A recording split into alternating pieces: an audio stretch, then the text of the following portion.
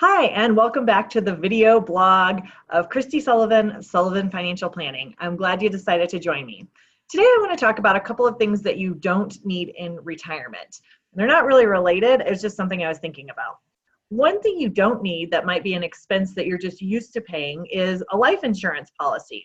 Now, there are exceptions to this rule. You may have a life insurance policy to insure against you dying young and a pension ending and your spouse not having enough fixed income to live off of. That might be a reason to have life insurance as a retiree. Also, if you are a small business owner and need liquidity in the case of moving a business down to your heirs and but having a way to pay estate taxes without selling the business, that's another good reason to keep maybe a whole life insurance policy all the way through retirement. If you have a mortgage, that's another reason that you might keep some life insurance in retirement.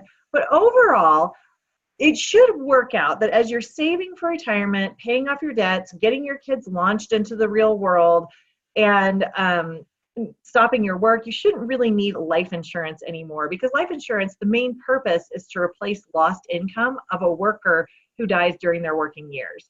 So if you're still carrying a life insurance policy as you enter into retirement, talk to a financial advisor, not a life insurance salesperson, but a financial planner, and discuss whether or not that is necessary to keep. The other thing that you probably don't need in retirement is a big house. This is a big deal. People love to have space for their kids to come and visit, or guests or things like that, a guest room or two. It is hard work to downsize a house because you've got to get rid of a lot of stuff, make some hard decisions. It's physically taxing, and I get all that. But if you're going into retirement and you're concerned at all about your budget, keep in mind that the bigger the house, the bigger the property taxes, the bigger the utility bills, the bigger the maintenance costs, the bigger the insurance costs, all those things, the larger your house is, the more expenses come with it.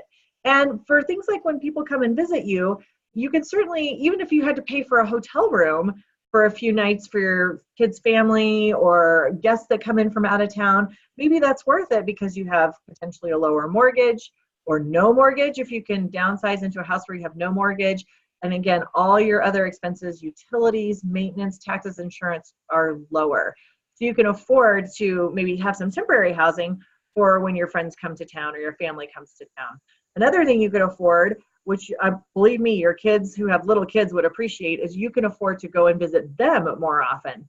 So it is hard for young families to motivate and get to the airport and buy plane tickets and come and visit you. So if you're in a position where your home is smaller, but you have more discretionary income, you can go visit those kids and grandkids, and that makes things a lot easier for them.